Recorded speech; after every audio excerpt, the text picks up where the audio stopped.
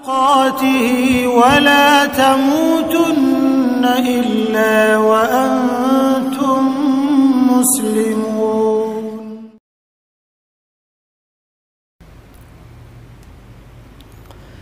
إن الحمد لله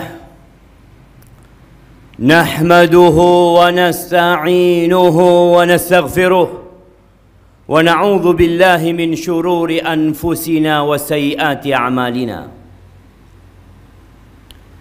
من يهد الله فلا مضل له ومن يضلله فلا هادي له. وأشهد أن لا إله إلا الله وحده لا شريك له. وأشهد أن محمدا عبده ورسوله وحبيبه وخليله صلوات ربي وسلامه وبركاته عليه وعلى آله وأصحابه ومن اهتدى بهداهم إلى يوم الدين. أما بعد، فيا معاشر المسلمين وزمرة المؤمنين رحمكم الله،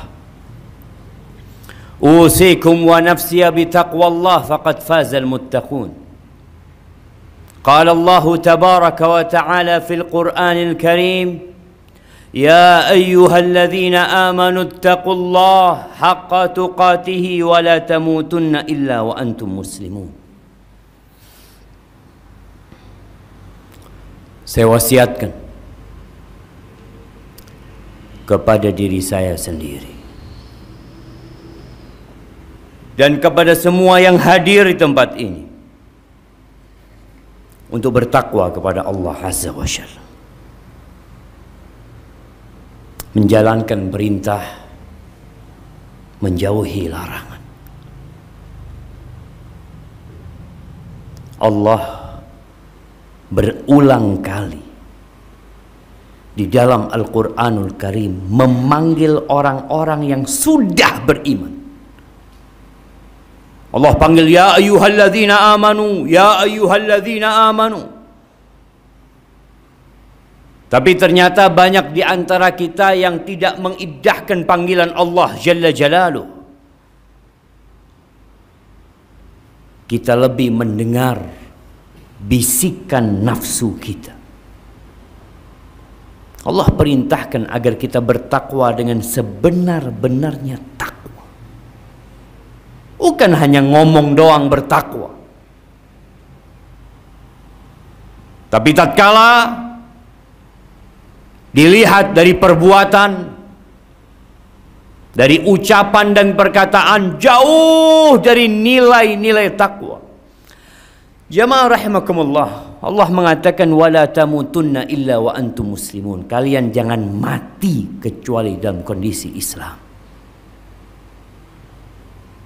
Itu pesan Allah agar kita menjaga iman ini sampai ajal menjemput kita. Ma'asyiral muslimin rahimakumullah, ada satu perkara yang selalu menjadi penyebab kegundahan manusia, galau jiwanya. Masalah apa? Masalah rizki.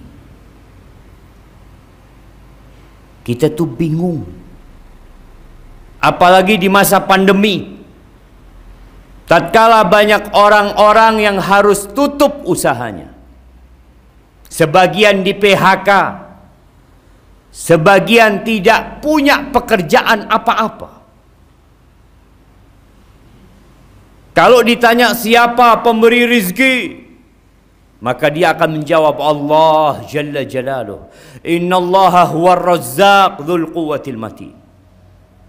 Tapi prakteknya tatkala kita melihat di lapangan,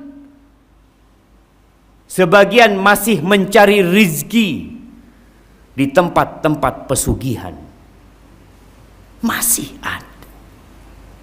Sebagian masih melakukan ritual-ritual perdukunan agar warung dia rame, agar tempat usaha dia lancar. Katanya Allah pemberi rizki. Kenapa engkau pergi ke tempat-tempat seperti itu? Ahibati fillah, di muka bumi ini Allah telah menetapkan wa ma min dabbatin fil ardi illa 'ala Allahi rizquha. Tidak ada satupun yang melata di muka bumi ini kecuali Allah yang menanggung rizki. Kita jangan bingung. Mau di PHK, mau usaha kita harus tutup. Rizki kita bukan di kantor tempat kita kerja. Rizki kita bukan di pasar tempat kita membuka usaha. Tapi di mana rizki kita? Wa fis sama rizqukum wa ma tu'adun. Di langit sana rizki kalian. Dan apa yang dijanjikan kepada kalian. Jauh sebelum kita lahir di muka bumi ini. Tatkala kita berumur 120 hari. Kita nggak bisa berbuat apa-apa. Kata Nabi alaihi salatu wassalam, yursilullahu ilaihi malak. Allah kirim malaikat kepada janin yang berumur 120 hari ini. Ngapain? Mencatat. Apa yang dicatat? Ajalnya. Waktu dia hidup di dunia berapa tahun? Itu dicatat. Makanya kadang-kala kita melihat anak mati lebih dulu daripada bapaknya. Kakeknya masih ada, cucunya sudah mati. Kalau kita pakai logika, yang mati duluan yang lebih tua. Tapi tidak. Ajal itu Allah yang menentukan. Dan sudah dicatat. Wa rizqahu, rizkinya dicatat. Makanya kadang-kala kita ngelihat ada orang ngelamar kerja di sana, berulang kali ngelamar nggak diterima. Bukan di sana rezeki dia. Ada orang yang berusaha untuk menjadi polisi. Dia mendaftar, dia ikut ujian, ikut tes, nggak diterima. Pegawai negeri, berapa puluh ribu yang ikut tes dan berapa yang diterima. Udah dicatat rezeki. Tugas manusia hanya berusaha. Wa syaqiyun aw sa'id. Allah juga sudah tetapkan siapa yang masuk surga dan siapa yang masuk neraka. Berkaitan dengan rizki, Rasulullah sallallahu alaihi wasallam pernah mengatakan kepada para sahabatnya, "Inna ruhal qudus nafatha fi ru'i." Sesungguhnya Jibril menghembuskan di ruhku. Dia mengatakan, an la tamut nafs. Nggak akan ada orang mati kecuali rizkinya sudah selesai. Antum lihat, ada orang punya harta 5 miliar, mati. Loh, bagaimana dengan 5 miliar? Bukan rizki dia. Selesai rizki dia. Kadangkala kita ini berpikir, rizki kita tuh uang yang kita tumpuk, rumah yang kita miliki, kendaraan yang mewah. Rasul sallallahu alaihi wasallam mengatakan, yaqulu ibnu Adam, anak manusia mengatakan, mali, mali, ini milikku. Itu milikku, yang itu punya aku, ini hartaku. Kata Nabi SAW, walaysa laka min malik, engkau tahu mana hartamu? Ma akalta, yang engkau makan, lalu jadi kotoran, tuh, itu milikmu. Wa ma labista fa ablait, yang engkau pakai sampai usang, itu hartamu. Wa ma tasaddaqta bihi fa abkait, yang engkau sedekahkan lalu engkau simpan, itu milikmu. Terus rumah, kendaraan, usaha, fatarikuhu linnas, dia tinggalkan buat manusia, bukan punya dia. Maka ingat, kita nggak bakalan mati sampai rizki kita sempurna buat kita. Wala yahmilannakum iqta'u rizq. Jangan sampai gara-gara rizkinya lambat datangnya, dia cari dengan cara yang haram.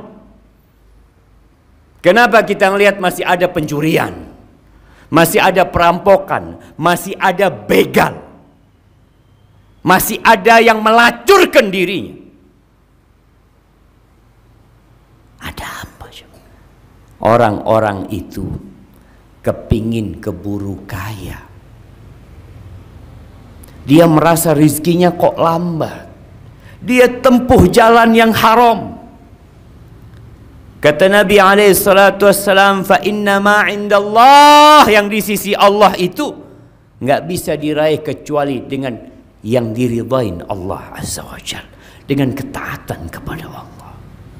Yang merasa rizkinya sempit, istighfar. Bukan hanya berpikir saya kerja keras, saya sekolah tinggi. Berapa banyak yang lulus S2 nggak dapat pekerjaan, tapi hidup berjalan di muka bumi, dia bisa makan. Maka lihat, pintu-pintu rizki itu bukan hanya bekerja, istighfar. Perbanyak istighfar. Bukan berangkat ke dukun kepingin lancar tokonya. Allah Azza wa Jalla mengatakan, faqultu astaghfiru rabbakum innahu kana ghaffara. Aku sampaikan kepada kaumku, kalian istighfar, kalian minta ampun sama Allah. Allah itu Maha Pengampun. Ahibati fillah, bumi ini milik Allah. Kita juga milik Allah. Yang kasih rezeki itu Allah, bukan bapak kita, bukan ibu kita. Minta ampun sama Allah. Yursilis sama alaikum midrara wa yumdidkum bi amwal wa banin wa yaj'al lakum jannatin wa yaj'al lakum anhara.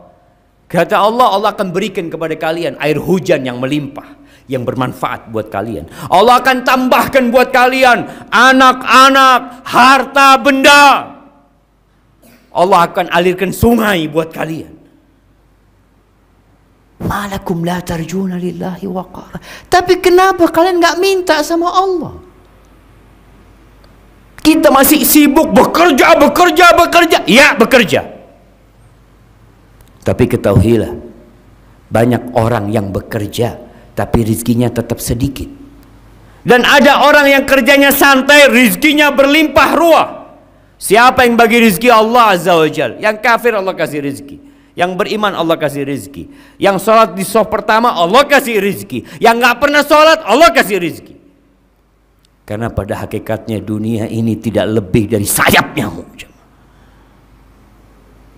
Istighfar yang muslim, minta ampun sama Allah, bertawakal sama Allah, serahkan semuanya sama Allah. Ketika keluar rumah, apa yang kau katakan? Bismillah, tawakkaltu ala Allah, la haula wa la quwata illa billah.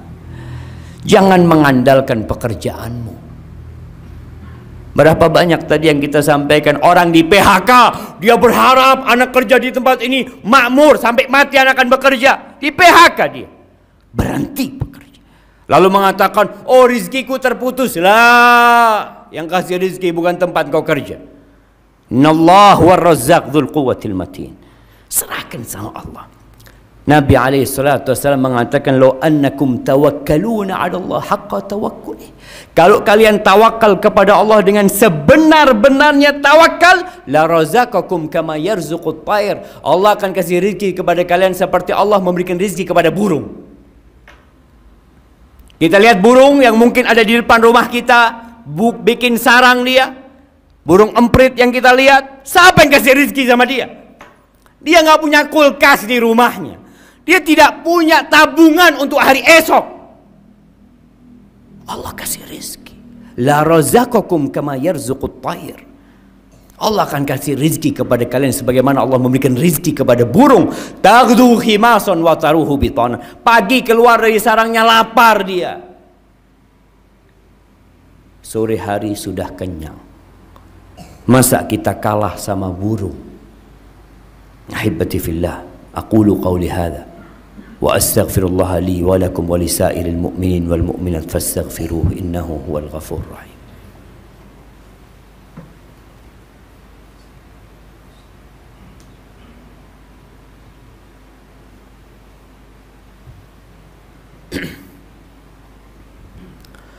Alhamdulillahi wa kafa, wassalatu wassalamu ala nabiyil mustafa wa ala alihi wa ashabihi wa man iqtafa, amma ba'd. Ahibati fillah, tiap pagi Rasulullah sallallahu alaihi wasallam berdoa. Tiap pagi kita mengaku umatnya Nabi Muhammad sallallahu alaihi wasallam. Kita baca enggak nih doa? Beliau mengatakan, Allahumma inni as'aluka ilman nafi'an wa rizqan tayyiban wa amalan mutaqabbala.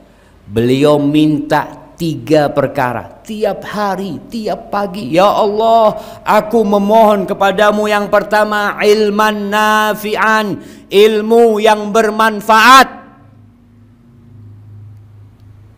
Ilmu yang mendekatkan diri kepada Allah.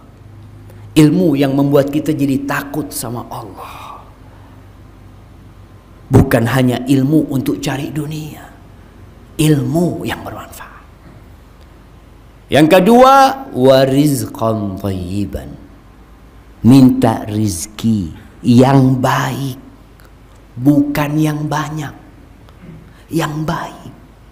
Yang halal, yang berkah, yang bermanfaat buat anak-anak kita. Yang kalau dimakan, anak-anak jadi anak yang soleh. Berapa banyak anak-anak jadi berandalan karena orang tuanya tidak memikirkan halal haram. Yang penting makan. Nabi tidak meminta sembarang rizki, minta rizqan thayyiban. Yang ketiga, beliau minta amalan mutaqabbala, amalan yang diterima. Karena tidak semua orang sholat, sholatnya diterima. Tidak semua orang puasa, puasanya diterima. Apa semua yang berkorban diterima korbannya? Apakah semua yang haji mabrur hajinya? Tidak. Bahkan Nabi SAW mengatakan, wa innar rajula la yusalli salata sittina salah. Ada orang yang sholat selama 60 tahun, walam tuqbal lahu sholat, satu pun sholatnya nggak diterima. Jangan asal-asalan beramal. Maka Nabi minta kepada Allah amalan mutaqabbala, amalan yang diterima ya Allah. Kemudian yang terakhir, kita ini hari Jumat.